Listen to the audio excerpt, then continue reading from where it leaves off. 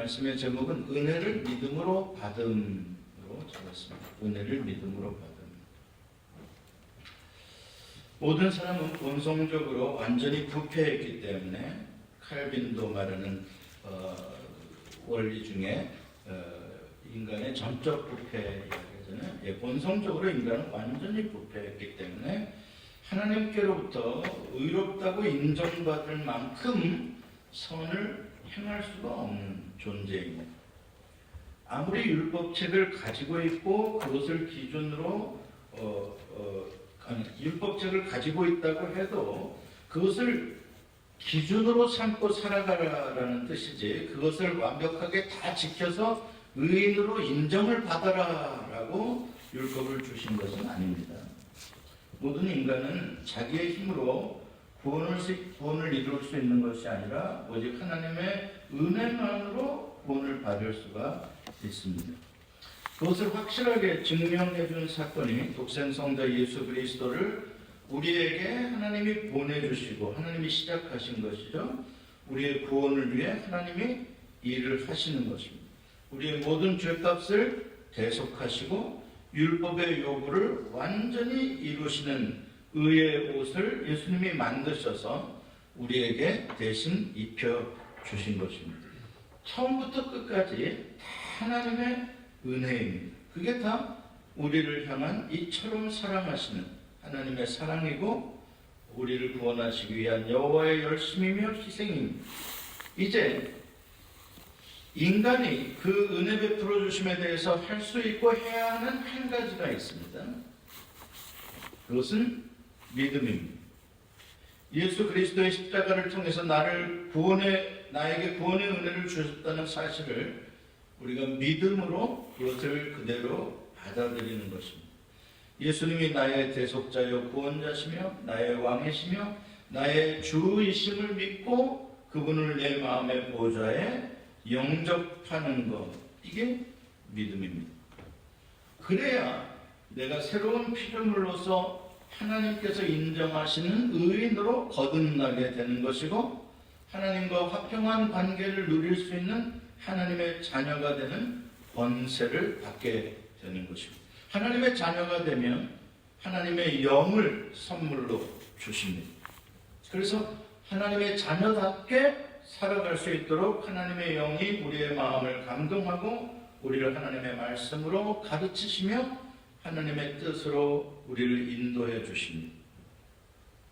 여기서 우리가 한 가지 점검하고 가야 할 것은 믿음이라는 단어의 뜻입니다. 믿음이 무엇인지를 바르게 모르면 믿음이 마치 우리가 구원을 얻기 위해서 우리가 하는 어떤 행동으로 오해하기가 쉽습니다. 그래서 내가 믿는다는 것이 예수 그리스도의 십자가의 대속보다 더 중요하다라고 착각하는 것이죠. 그래서 제가 오늘 제목을 그냥 믿음이 아니라 은혜를 믿음으로 받음이라고 정했습니다. 우리가 믿는 복음에서 믿음이라는 단어는 언제나 은혜를 전제로 하는 단어입니다. 하나님의 은혜를 떼어놓고 믿음이란 존재할 수가 없습니다. 하나님께서 베풀어 주신 은혜에 대해서 믿는 겁니다. 그러니까 우리가 믿는다라고 할 때 그것은 반드시 그 내용은 하나님이 나에게 베풀어 주신 은혜가 내가 믿는 내용이 되어야 하는 것입니다. 무엇을 믿느냐가 중요합니다. 왜냐하면 우리는 종종 믿는다라는 것을 내가 의지적으로 뭔가 열심히 나에게서 나오는 것을 믿는 거라고, 믿음이 좋다, 죄시 없어서 막 열심을 낸다고 저 사람 믿음이 좋네, 우리는 이런 식으로 우리의 이 행함이라든지 봉사라든지 이러한 것들을 믿음이라고 말하기가 쉽습니다. 그렇게 되면 그것은 또 다른 행위로 의롭다함을 얻고자 하는 것으로 돌아가는 거나 다름이 없게 되는 것이죠. 그게 아니라 믿음이 크다라는 것은 하나님의 은혜를 크게 알고 있는 것, 그거 믿음이 큰 겁니다. 믿음이 작다라는 건 하나님의 은혜를 조그맣게 알고 있는 거예요. 믿음이 작은 거고요. 그 믿음이라는 것은 하나님의 은혜에 정비되어지는 은혜라 뗄래야 뗄 수가 없는 것입니다.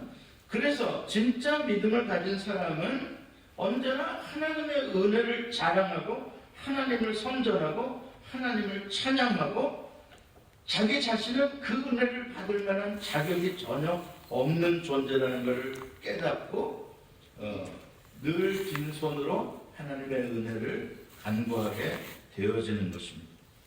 이게 은혜 받은 믿음이 좋은 사람들이. 우리가 조금 전에 시편 18편 다윗의 시를 읽었는데 막 할 말이 많잖아요. 다윗의 마음속에서 넘치잖아요.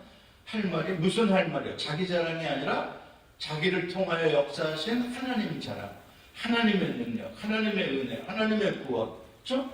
그래서 모든 민족이 열방이 하나님을 알고 하나님을 찬송하게 하리로다. 그렇죠? 이게 바로 믿음인 것이죠. 그러므로 바른 믿음이 있는 사람은 늘 넘치는 감격과 감사가 저절로 나오게 되는 것이고 반드시 인격의 변화와 행동의 변화가 나타나게 되어 있다. 그만큼 하나님의 은혜는 우리를 바꿀 수 있는 강력한 힘이다. 하나님의 은혜를 경험하게 되면 다 뒤집어지게 된다. 사도 바울도 자기 같은 팔싹동이 같은 자기에게도 부활하신 예수 그리스도가 직접 나타나 만나주셨다. 너무나 그 큰 은혜를 받았다. 그래 그 은혜가 다윗을 팍 내리쳐가지고 바울이 완전히 180도로 변해버린 거 아닙니까? 이거에 전부다. 왜 그리스도인이 변하냐? 은혜에 맞아버렸기 때문에. 그 은혜의 충격이 나 같은 죄인에게 어떻게 이런 큰 은혜가 있을 수 있는가? 그렇죠? 이 찬송가 우리 부르잖아요. 305장 나 같은 죄인 살리신 주 은혜 놀라워. 이전의 삶과 완전히 다른 삶이 되어지는 거죠. 그러니까 예수 믿고도 안 변한다 사람. 우리가 예수 그렇게 시시한 거 아니에요? 하나님의 은혜 그렇게 시시한 사람을 못 바꿀 정도의 은혜 아닙니다. 그 사람은 은혜를 아직 맛보지 못한 것입니다. 이론으로만 십자가를 배운 것입니다. 은혜를 알게 되면 변하게 되면 사람이 당연히 그렇지 않습니까? 은혜를 아는데 어떻게 안 변할 수가 있습니까? 어떻게 은혜를 아는데 감사하지 않을 수가 있습니까? 어떻게 나 같은 죄인에게 베풀어진 은혜를 아는데 교만할 수가 있겠습니까? 그렇죠? 그만큼 하나님의 은혜는 강력한 것입니다.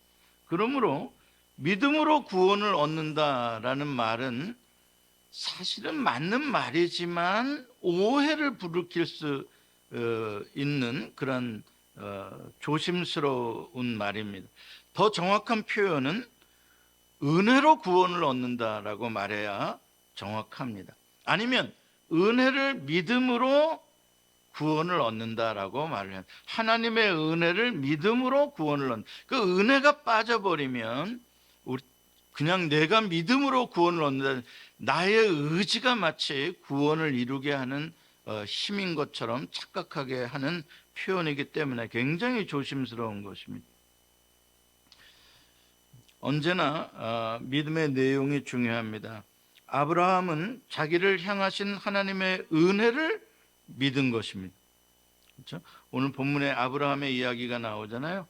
아브라함이 무엇을 믿었냐? 내가 무엇이건데 나를 선택하시고 나에게 이렇게 하늘의 별과 같이 땅의 모래와 같은 그런 많은 민족과 후손을 약속해 주시는가? 그 하나님이 나에게 베풀어 주시는 그 무한한 은혜에 대해서 그것을 믿은 거죠. 자기의 의를 행함으로 의롭다 하심을 얻게 된다면 그것을 은혜로 여기지 않게 될 것이고 행함으로 의를 얻었다고 생각해서 자기를 자랑하게 될 것이고 또 그렇게 행하지 못하는 자들을 또 판단하고 정죄하게 될 것입니다. 전형적인 바리새 사람들의 의입니다. 그 의 때문에 교만해지고 다른 사람들을 비판하게 되는 것입니다. 오늘 본문의 근거가 되는 창세기 15장 4절부터 6절까지 어떤 내용이 있는지 같이 읽어보겠습니다. 시작. 여호와의 말씀이 그에게 임하여 이르시되 그 사람이 네 상속자가 아니라 네 몸에서 날 자가 네 상속자가 되리라 하시고 그를 이끌고 밖으로 나가 이르시되 하늘을 우러러 무뼈를 셀 수 있나 보라. 그에게 이르시되 내 자손이 이와 같으리라. 아브라함이 여호와를 믿으니 여호와께서 이를 그의 의로 여기시고, 여기서 이제 믿음을 의로 여기셨다. 무엇을 믿었나? 내용이죠. 내용이 중요한 거죠. 하나님께서 우리에게 그러므로 바라시는 것은 하나님을 믿는 것입니다. 하나님의 신실하심, 하나님의 능력, 하나님의 선하심, 그것을 알고 믿고 인정해 드려라. 하나님이 이걸 우리에게 제일 원하시는 것입니다. 그렇게 살아가는 걸 보고 우리가 하나님을 그렇게 믿어드리는 걸 보고 하나님께 영광을 돌린다라고 하는 것입니다. 그 무슨 말? 하나님의 하나님 되심을 인정해 드린다라는 뜻입니다. 하나님이 기뻐하시는. 그래서 믿음이 없이는 하나님을 기쁘시게 하지 못한다라고 하는 것이죠. 하나님은 우리가 하나님을 하나님 되심으로 믿어드릴 때, 범사의 하나님을 여호와를 인정할 때 하나님은 기뻐하시며 하나님이 우리를 위하여 은혜를 베풀어 주시는 것입니다. 하나님을 믿는다는 것은 하나님이 하신 약속의 말씀도 믿는 것입니다. 또 약속의 말씀을 믿는 것이 하나님을 믿는 것입니다. 하나님이 말씀하신 그대로 되리라고 우리는 믿는다. 그렇죠? 그게 바로 마리아의 믿음이기도 하죠. 이 사건은 아브라함이 할례를 받기 전에 있었던 사건입니다. 따라서 할례는 의인이라고 인정받기 위해서 필요한 종교적인 의식이 아니라는 것입니다. 할례 받기 이전에 이미 믿음으로 의롭다함을 아브라함은 얻었는데, 다만 할례는 그것을 의롭다함을 얻은 자라는 어떠한 표시로서, 인정으로서 종교적인 의식인 것이죠. 우리가 이미 구원은 얻었고 세례를 받음으로 말미암아 모든 사람 앞에 표시를 하는 거죠. 공개적으로 이 사람은 구원받은 사람이다, 이렇게. 그러니까 먼저 구원은 이루어지는 것이다, 믿음으로. 그래서 아브라함은 오늘 본문에 보면 무할례 상태에서 의롭다 하심을 받은 것입니다. 율법은 그 후에 몇백 년 후에 모세의 시대에 시내산에서 주어진 것이기 때문에 율법 있기 몇백 년 전에 이미 모세는 믿음으로, 율법과 상관없이 믿음으로 의롭다함을 얻었습니다. 그러므로 율법을 받았느냐, 율법이 있느냐 없느냐가 전혀 의인의 조건이 될 수가 없습니다. 그러므로 아브라함은 유대인의 조상뿐만 아니라 이스라엘의 조상뿐만 아니라 모든 믿는 자의 조상이 되었다라는 말이죠. 그러므로 이제 아브라함의 후손이라는 말은, 이스라엘 백성들은 자기네들의 혈통적인 아브라함의 후손을 주장하지만 아니다. 성경은 혈통적 아브라함의 후손을 말한 게 아니라 믿음으로 하나님을 대하는 모든 민족, 모든 열방, 모든 사람이 아브라함의 후손이라고 성경은 기록하고 있다라고 바울은 오늘 말씀하고 있는 것입니다. 특히 예수 그리스도와 십자가를 통해서 하나님의 은혜를 가장 확실하게 보여주셨기 때문에 이 십자가를 통하여 하나님의 은혜를 발견한 모든 사람들, 그것을 믿는 모든 사람들은 다 아브라함의 후손으로 믿음의 후사가 되는 것입니다. 자, 오늘 본문 17절 말씀 같이 한번 읽어봅니다. 시작. 기록된 바 내가 너를 많은 민족의 조상으로 세웠다 하심과 같으니 그가 믿는 바 하나님은 죽은 자를 살리시며 없는 것을 있는 것으로 부르시는 이시니라. 아브라함의 믿음이 어떤 믿음인가? 이건 너무나 중요한 내용입니다. 죽은 자를 살리시며 없는 것을 있는 것으로 부르시는 하나님이시다. 이 무슨 뜻입니까?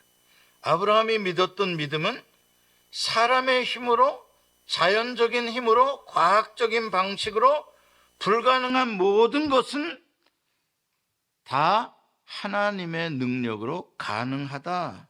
이것을 믿는 것입니다. 하나님의 전능성. 그러므로 하나님의 말씀은, 대저 하나님의 말씀은 능치 못하심이 없다라고 믿는 것입니다. 아브라함이 나이가 많아서 아이를 낳을 수가 없고 사라의 경수도 끊어졌기 때문에 과학적으로 생리적으로는 불가능한 일입니다. 가능성이 제로예요. 그런 불가능한 속에서, 그런 좌절과 절망 속에서 하나님께서 아들을 낳게 해주시겠다라고 말씀하는 것이죠. 자, 이게 쉽지가 않은 거예요. 그래서 믿음이라는 게 결코 쉬운 게 아닙니다. 하나님을 정말로 믿지 않으면 믿음을 발휘한다는 건 참 어려운 거예요. 가능성이 1도 없는 상황에서 믿어야 되기 때문인 거죠. 굉장히 어려운 거죠. 믿음이 위대하다는 게 그런 겁니다. 믿음은 계산기랑은 상관이 없습니다. 계산기 두들겨 보니까 이거 1%의 가능성이 있네? 아닙니다. 믿음은 100% 불가능한 상황 속에서 된다라고 말하는 것입니다. 그러니 대단한 것이죠. 그렇게 하려면 진짜 하나님을 어떻게 믿어야 되겠습니까? 진짜 그분에게는 모든 것이 가능하며 지금 나의 삶의 이 문제에 하나님의 기적이 일어날 수 있다라는 걸 믿는 거기 때문에 대단한 믿음인 것입니다. 여기에서 이제 우리가 믿음 생활할 때 갈등이 언제나 생기는 부분입니다. 우리가 여러분, 믿음은 갈등을 언제나 동반하는 거예요. 믿음이라는 게 그렇게 심플하지가 않아요. 안 믿어지는 마음과 믿어야 되겠다는 마음의 갈등이 너무 많은 거예요. 안 믿어지는 거예요. 안 믿어지잖아요. 아브라함도 여기서는 다 큰 그림으로 봤을 때, 아브라함이 하나님을 믿어서 아들을 낳았다 이러지만 작은 세밀한 그 과정을 놓고 보면 잔머리 쓴 게 있잖아요. 그렇죠?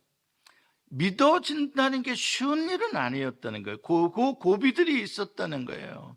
그러한 약간의 실수도 있었다는 거죠. 그러니까 그 갈등이에요. 쉽게 안 믿어져요. 사라는 내년에 네가 아들을 낳을 것이라 여호와의 사자가 그렇게 하는 소리를 텐트 밖에서 듣고 웃었다 그랬잖아요. 그 사자들이 야 너가 왜 웃냐 그러니까 난 웃었다 그러니까 네가 웃었다 그랬던 성경 스토리. 그래서 그 아들을 웃음이라는 뜻으로 이삭이라고 했다 그러잖아요. 예. 그래서 어떻게 하갈이라는 몸종을 통해서라도 어떻게 후사를 낳을 수 있도록 좀 취해볼까라고도 생각을 한 거예요. 이게 다 뭐예요? 진짜 믿는 자리까지 가기까지의 우리의 삶에서 일어나는 갈등인 거예요.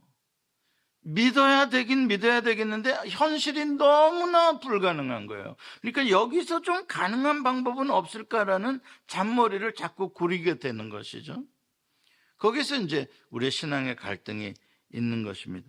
왜냐하면 믿음이라는 건 언제나 사람의 힘으로 불가능한 상황 속에서 발휘되어야 되는 거거든요. 안 되는 상황에서 믿음이 필요하잖아요. 되는 상황이면 그냥 하면 돼요. 뭐 믿음으로 하지 마세요. 공부를 믿음으로 합니까? 해야 합니까? 해야 하는 겁니다. 이거는 해야 돼요. 공부 안 하고 믿습니다. 아무리 해보십시오. 책이 외워지나. 그런 짓 하지 말고요. 할 수 있으면 해야 되는 거예요, 내가. 그러나 할 수가 없게 되었을 때 믿음이 필요한 거예요.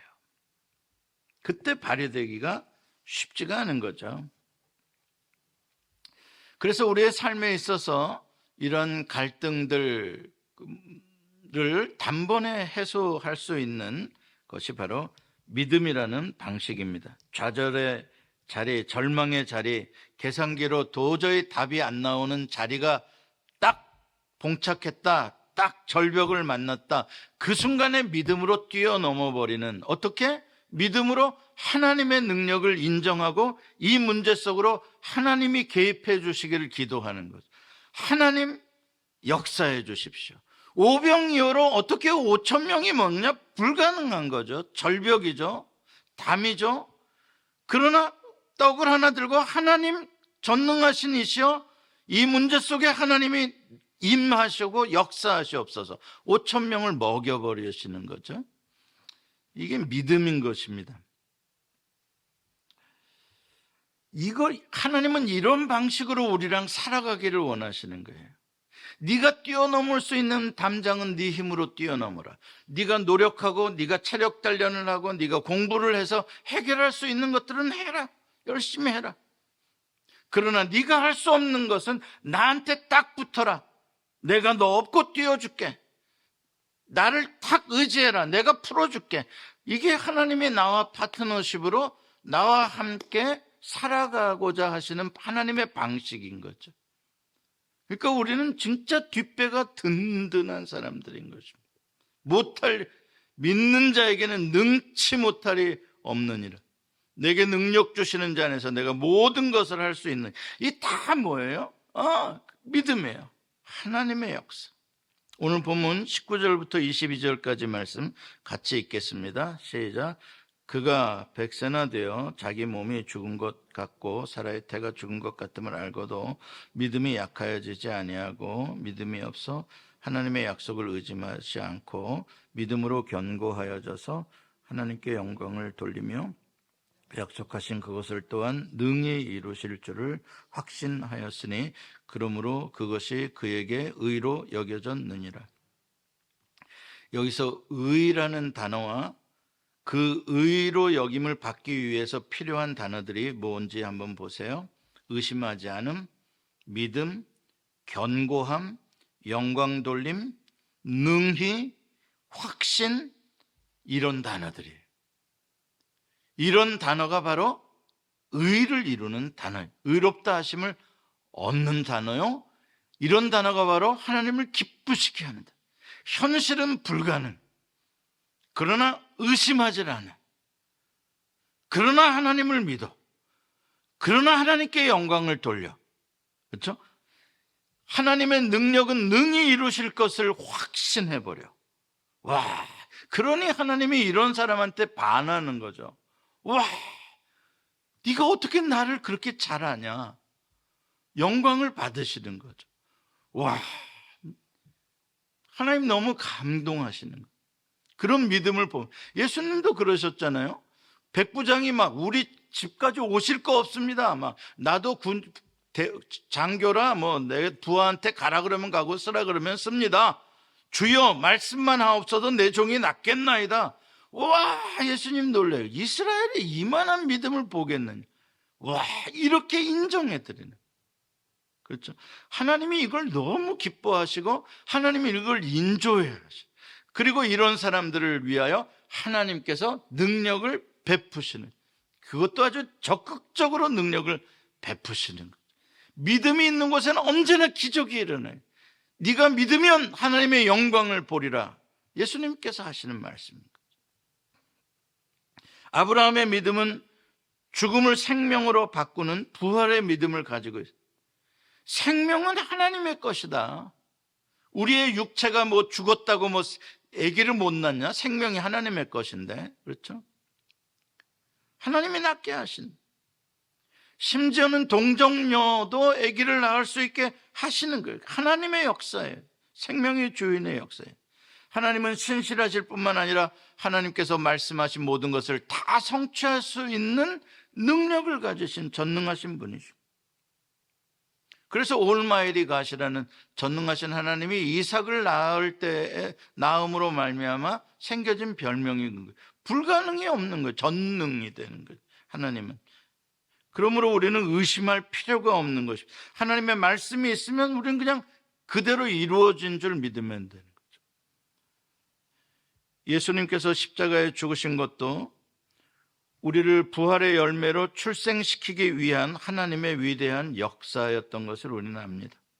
하나님께서 예수 그리스도를 통해서 오늘날 여러분과 저를 낳았습니다. 생명을 낳는 방식이 그렇습니다.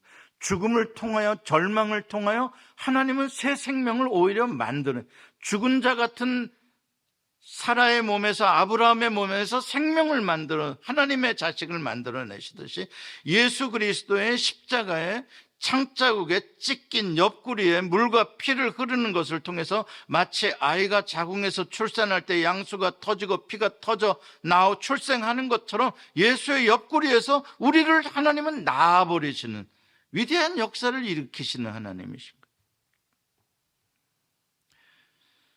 그래서 우리는 예수 그리스도의 동생들이 다 된 거예요. 우리는 이 사실을 믿기 때문에 십자가에 달리신 예수 그리스도를 찬양하고 그분께 감사하고 그분께 영광과 존귀를 올려드리는 것이, 그분으로 말미암아 내가 다시 하나님의 자녀로 태어났다는 것이 믿어져 보십시오. 놀랍죠? 당연히 그 십자가를 프레이즈하지 않을 수가 없는, 십자가 무한 영광일세가 되는 것이죠. 이 믿음이 있으니까 하나님이 기뻐하시는 것입니다. 사도 바울은 로마서 이 편지를 통해서 로마 성도들에게 은혜의 복음을 선포함으로써 유대인이나 이방인이나 그런 인종적인 교회 안에서의 모든 갈등을 다 해소시키고, 또 교회 안에서 내가 조금 더 법을 잘 지키는 사람이지, 내가 조금 더 도덕적으로 우월하지, 이러한 교만도 다 패하고 모두 다 하나님의 은혜를 믿음으로 받은 동등한 평등한 사람들이라는 사실을 깨닫게 해줍니다. 하나님의 은혜는 이렇게 모든 사람을 영원히 평등하게 만듭니다. 누가 누구 위에 더 높아질 수 없게 만듭니다. 오직 하나님의 은혜로 우리는 구원을 받은 사람들이기 때문에 자랑할 것이 하나가 없고, 자랑할 것이 있다면 오직 하나님의 은혜, 예수 그리스도의 나를 향한 그 대속의 십자가, 나에게 생명을 주시기 위하여 능력으로 예수님이 첫 번째 부활의 열매가 되신 것, 이런 것들이 다 우리가 찬양하고 감사하고 영광 돌리는 것들이 되어야 하는 것이죠. 같이 한번 기도하시겠습니다.